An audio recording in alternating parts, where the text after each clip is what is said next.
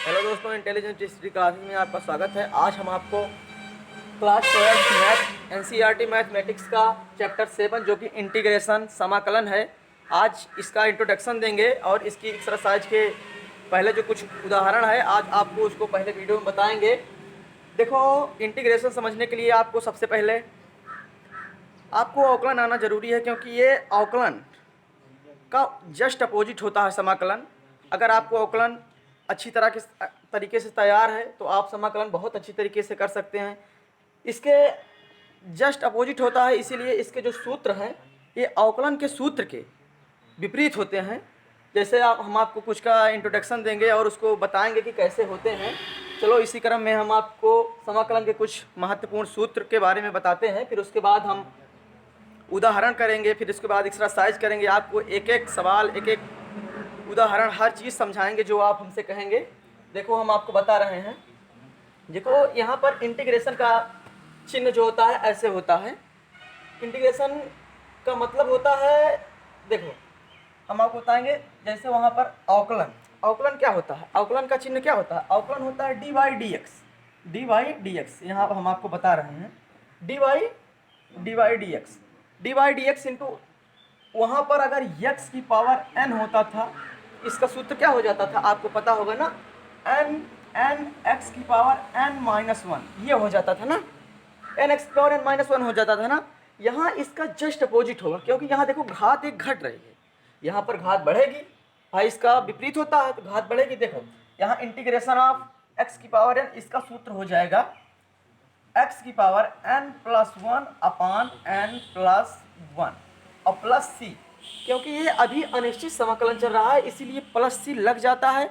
जो कुछ छूटा रहता है प्लस सी के माध्यम से वो इसमें इंक्लूड हो जाता है। देखो इंटीग्रेशन आप चाहे इसको 1 dx कहें, क्योंकि 1 लिखा नहीं जाता, यहाँ पर आप 1 मान सकते हैं, 1 होता है। तो इसका क्या होता है, इसका समाकलन x होता है, x प्लस सी। इसी तरह integration of cos x dx, देखो cos x dx, इसका क्या हो जाएगा। देखो पहले आपको समाकलन इसका, अवकलन इसका बताते हैं। D y d x into cos x is equal to, इसका हो जाता था माइनस में जाता था ना, माइनस साइन x होता था, साइन x। देखो अब इसका विपरीत करना हम तो आपको बता रहे हैं। देखो समाकलन इसका विपरीत कैसे होता है। देखो d y d x cos x is equal to minus sine x होता है। अगर आप इस चिन्ह को, जो dx है, इसको अगर उस तरफ लेके चले जाएंगे तो यहाँ पर समाकलन का जो चिन्ह है वो लग जाएगा। देखो किस तरह, ये हो जाएगा cos x, इस जो ऊपर d है इसका कोई मतलब फिर नहीं रह जाता, इज इक्वल टू यहाँ पर हो जाएगा minus integration of sine x dx, ए हो जाएगा। अब माइनस को आप पहले ले लेंगे, cos x is equal to minus हो जाएगा integration of sine x dx से हो जाएगा माइनस, आप इस तरफ ले सकते हैं, minus cos x is equal to integration of sine x dx। देखो अब ये साइन x dx का इंटीग्रेशन माइनस cos x होता है, तो यहाँ पर cos x का क्या होगा, cos x का क्या होगा, cos x का माइनस साइन x होगा, साइन x प्लस सी। साइन x का भी हमने किया, साइन x का माइनस cos x होता है।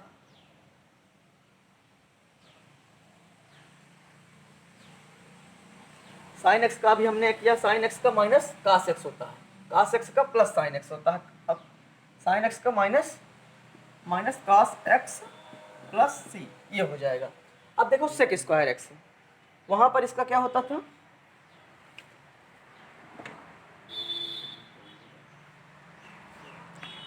ये अवकलन का जस्ट अपोजिट होता है, इसीलिए जस्ट देखो D by d x into, ये होता था tan x का सेक स्क्वायर x हो जाता था ना, tan x का सेक स्क्वायर x हो जाता था।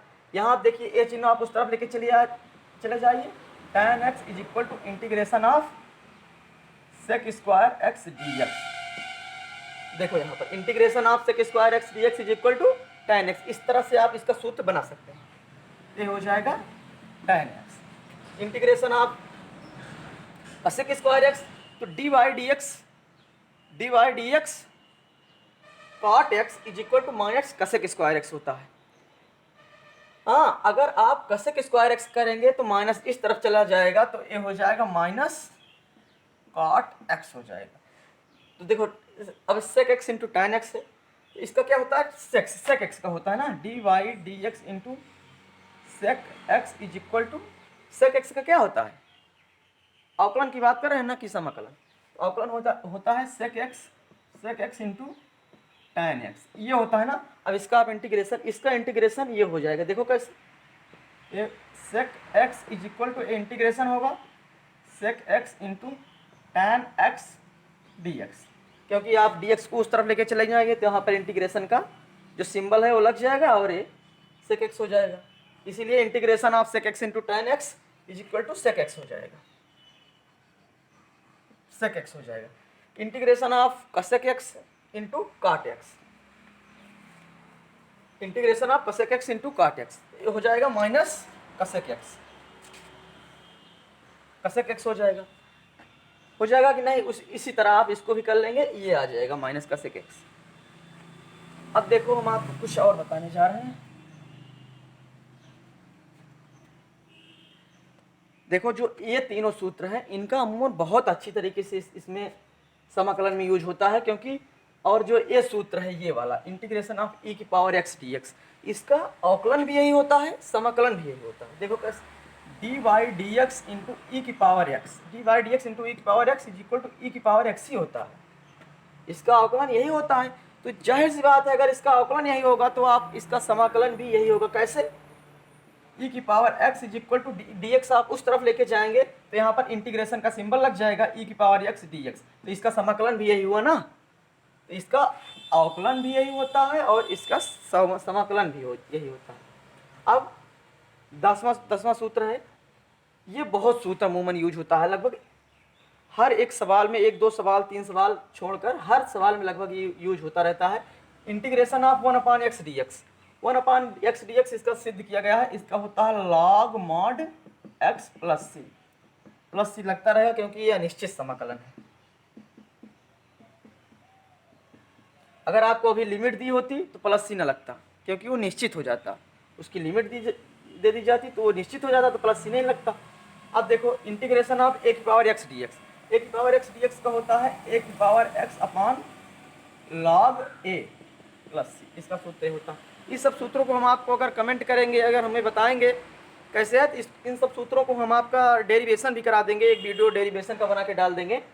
चलो अब सूत्र, तो अब हम आपको कुछ और बता दे रहे हैं, जैसे हम आपको और कुछ बताने वाले हैं। जैसे होता था उसमें अवकलन में क्या होता था, अवकलन में होता था डी बाई डी एक्स, अवकलन में होता था D by d x into tan inverse x, tan inverse x d x. देखो अवकलन में इसका क्या होता था, D by d x into tan inverse x d x, इसका होता था one upon one plus x square, इसका अवकलन ये होता था। तो अब आप इसको, इसका जो हमने अभी बताया ना dx को आप उस तरफ लेके चले जाए तो इंटीग्रेशन का सिंबल लग जाएगा, तो tan इनवर्स से हो जाएगा। देखो tan inverse x is equal to, ये इंटीग्रेशन का सिंबल लग जाएगा, ये हो जाएगा one upon one plus x square dx। तो इंटीग्रेशन, देखो अब एक क्या हो जाएगा, इंटीग्रेशन का सिंबल उस तरफ चला जाएगा और dx लग जाता है, इसीलिए integration of one upon one plus x square is equal to tan inverse x.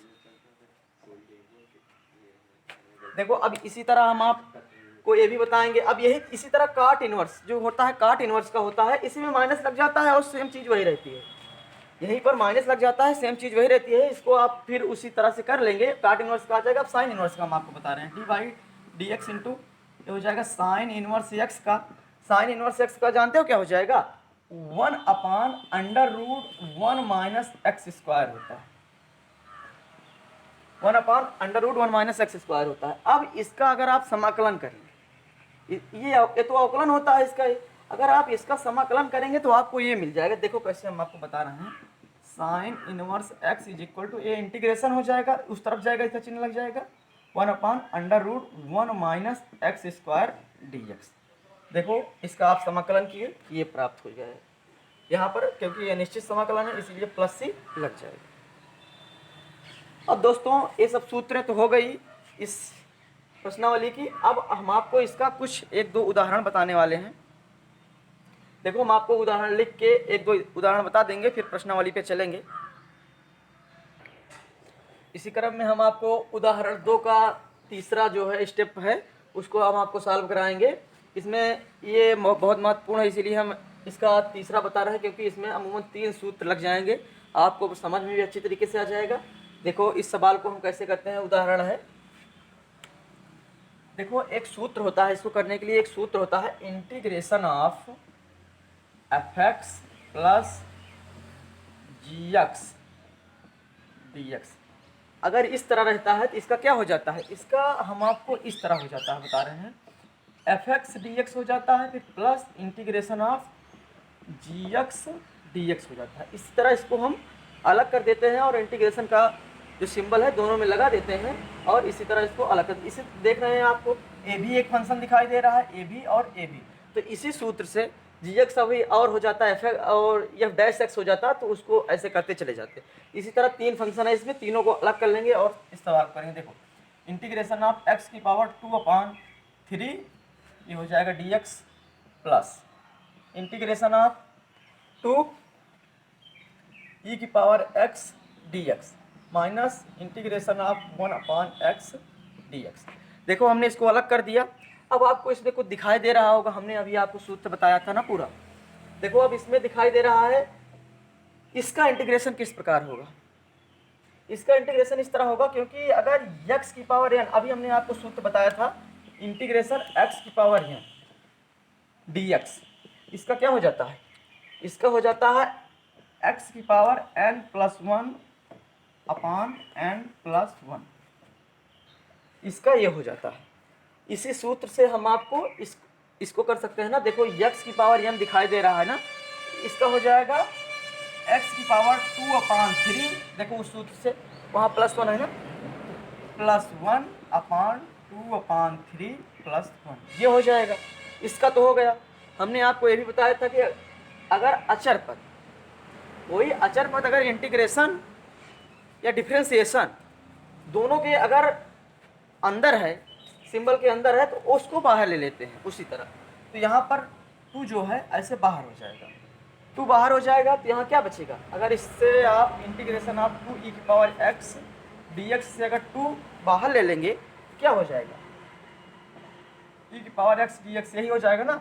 तो हमने अभी आपको एक सूत्र बताया था, इंटीग्रेशन ऑफ e की पावर x dx का e की पावर x ही होता है, इसका अवकलन और समाकलन जस्ट वही होता है। इसीलिए यहाँ पर क्या हो जाएगा, 2 e की पावर x हो जाएगा ना। और माइनस एक सूत्र हमने आपको और बताया था, integration of 1/x dx, integration of 1/x dx, इसका हमने क्या बताया था, इसका हमने बताया था log mod x plus c, तो इसका हो जाएगा log mod x, इसका यही होगा ना 1/x dx का, इसका हो जाएगा log mod x plus c।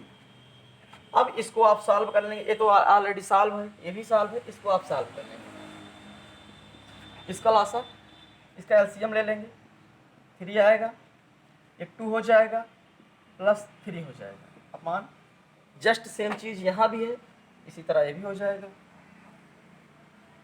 2 + 3/3 plus 2 e की power x minus log mod x plus c। अब ये हो जाएगा कितना, 3 to 5, x की पावर 5/3 हो जाएगा, अपॉन 5/3 हो जाएगा, प्लस 2 e की power x minus log mod x plus c हो जाएगा। अब आपको 5/3 को ऊपर लेके चले जाइए, इसको इस तरह भी लिख सकते हैं, 3/5 x की पावर 5/3 प्लस 2 e की पावर x माइनस ये हो जाएगा log mod x plus c, यही इसका आंसर हो जाएगा। देखो दोस्तों ये तीसरे का तीसरा स्टेप है, इसको आप सॉल्व करेंगे। देखो इसमें integration 1 minus sine x upon cos square x d x दिया गया है। अब आप इसको कैसे सॉल्व करेंगे, इसमें आपको कुछ समझ में आ रहा है, कुछ दिखाई दे रहा है आपको, इसको कैसे सॉल्व करेंगे कि ये सॉल्व हो जाएगा। देखो सबसे पहले इसमें आपको जब कुछ ना समझ में आए तो जो समझ में आए वो कीजिए। देखो आप इसमें कास स्क्वायर एक्स, आप इसमें कास स्क्वायर एक्स को ऊपर के जो अंश है इसके दोनों जो दोनों इसका दो पार्ट है, एक ये और एक ये, इसके दोनों के साथ ले लीजिए। पहला स्टेप आप ये कीजिए, इंटीग्रेशन आप हो जाएगा 1 अपान हो जाएगा cos square x minus sine x upon ये हो जाएगा cos square x d x, ये हो जाएगा। अब हमने आपको इसके जस्ट पहले एक सूत्र बताया था, उस सूत्र में हमने आपको बताया था कि integration of f x plus g x d x, अगर आप ये रहता है तो इसका जो फंक्शन दिया गया है पहला और दूसरा, इसको अलग कर देते हैं और दोनों में इंटीग्रेशन का चिन्ह लगाकर या सिंबल लगाकर उसमें dx लगा देते हैं। देखो कैसे, integration of f x d x हो जाएगा plus integration of g x d x हो जाएगा ना। इसी तरह देखो अब यहाँ पर दो फंक्शन हो गया, एक फंक्शन ए और एक फंक्शन ए। अब उसी तरह इसमें अलग कर लेंगे इसको। देखो अब हो जाएगा integration of 1 upon cos square x d x minus integration of sine x upon cos square x d x, ये हो जाएगा। अब तीसरा स्टेप आप क्या करेंगे, अब तो ये फंक्शन में अलग हो गया ना। अब देखो आप इस फंक्शन में x फंक्शन में क्या करना चाहेंगे। अब इसमें आपको कोई सूत्र नहीं दिखाई दे रहा है, आप देखिए इसमें ध्यान से देखिए। अगर इस कास स्क्वायर एक्स को अगर आप ऊपर लेके चले जाइए तो इससे सेक स्क्वायर एक्स हो जाएगा। तो सेक स्क्वायर एक्स का हम जानते हैं कि इंटीग्रेशन होता है ना, तो इसको आप ऊपर लेके चले जाएंगे। इंटीग्रेशन आप ये हो जाएगा sec square x d x हो जाएगा। अब इसमें देखो क्या होगा, इसमें अगर हम ध्यान से देखो, अगर हम कास स्क्वायर एक्स को दो पार्ट में तोड़ देते हैं, कास एक्स इंटू कास एक्स में, तो देखो आपको समझ में आता होगा कि साइन अपान कास टैन होता है। टैन एक्स देखो आपको बता रहे हैं, इंटीग्रेशन आप इसको sine x upon cos x into cos x d x, ये कर देंगे। देखो अब आपको दिखाई दे रहा होगा साइन अपान कास टैन होता है कि नहीं होता है। देखो इंटीग्रेशन आप sec square x d x minus integration of sine upon x, ये हो जाएगा tan x upon cos x d x, ये हो जाएगा। अगर आप कॉस एक्स को ऊपर लेके चले जाएंगे तो सेक एक्स हो जाएगा ना। Integration of sec square x d x minus integration of tan x into sec x d x, ये हो जाएगा। अब आपको पता होगा कि इसका भी इंटीग्रेशन होता है और इसका भी इंटीग्रेशन होता है। Integration of sec square x का टैन एक्स हो जाएगा माइनस डिवा। अब इसका देखो integration of tan x into sec x, इसका सेक एक्स हो जाएगा, सेक एक्स प्लस सी, क्योंकि यह निश्चित समाकलन। देखो दोस्तों हमने आपको उदाहरण 3 का तीसरा स्टेप बता दिया और इसके बाद हम सीधा एक्सरसाइज पे चलेंगे और एक्सरसाइज हल करेंगे। जो दो मोस्ट इंपॉर्टेंट एग्जांपल थे हमने आपको इस वीडियो में बता दिया, ये पार्ट 1 था। इसमें इंटीग्रेशन का इंट्रोडक्शन और पूरे सूत्र और दो एग्जांपल महत्वपूर्ण जो कि थे वो हो गए हैं। अगर आप हमें कमेंट करेंगे, बताएंगे कि और कुछ बताइए, हम आपको और बताएंगे, नया वीडियो बना कर डाल देंगे। अब हम सीधे एक्सरसाइज पर चलेंगे।